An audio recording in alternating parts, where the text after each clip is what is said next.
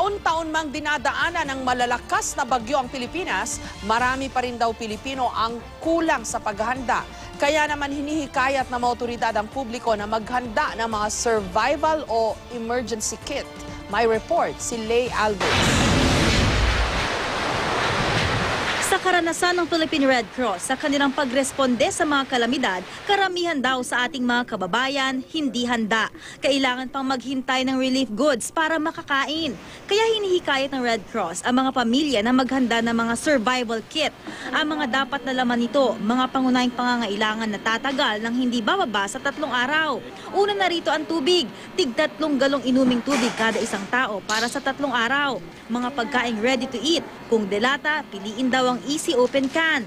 Isama na rin ang mga pantawid gutom gaya ng mga biskwit at candy. And very crucial, yung first 3 days after a disaster. Kasi posibleng wala pang bukas na tindahan, wala pang bukas na mga bilihan ng gamot. So saan tayo pupunta? Walang kuryente, so walang ilaw. Kaya napaka-importanteng mag-assemble tayo ng ating survival kit. Sa survival gear naman, dapat may whistle, flashlight na tiyaking may gumaganang baterya, kandila at posporo, survival knife at mga plastic bag. Sa panahon ng kalamidad, mahalaga ang impormasyon. And maganda kung may radyo tayo na maliit. So yung radyo, para na rin na tuloy-tuloy tayo nakikinig sa balita. No, battery operated o kaya crank operated. Huwag din kalimutang maglagay ng damit, hygiene kit at first aid kit at mga gamot. Ilagay din sa waterproof na lalagyan na madaling bitbitin ang mga importanteng dokumento gaya ng titulo ng lupa at passport. Magtabi rin ng pera. Ang kadalasan na problema namin, di lumilikas yung tao, sa paghahanap ng dokumento.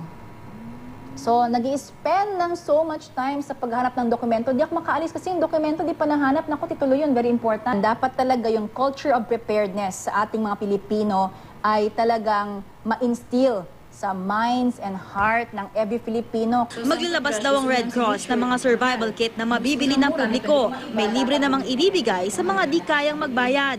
Mungkahi pa ng National Disaster Risk Reduction and Management Council, pwede magdagdag ng mga personal items depende sa pangangailangan ng individual. Ang MMDA naglagay na ng Rescue and Disaster Depot sa Marikina na kabilang sa mga lugar na unang binabaha. Nandito ang kanilang mga truck, amphibious vehicle, water treatment plant at mga pump. Sa ganitong paraan daw, maiingatan ang mga equipment at mas madaling maide-deploy kapag kailangan. Lay Alves, GMA News.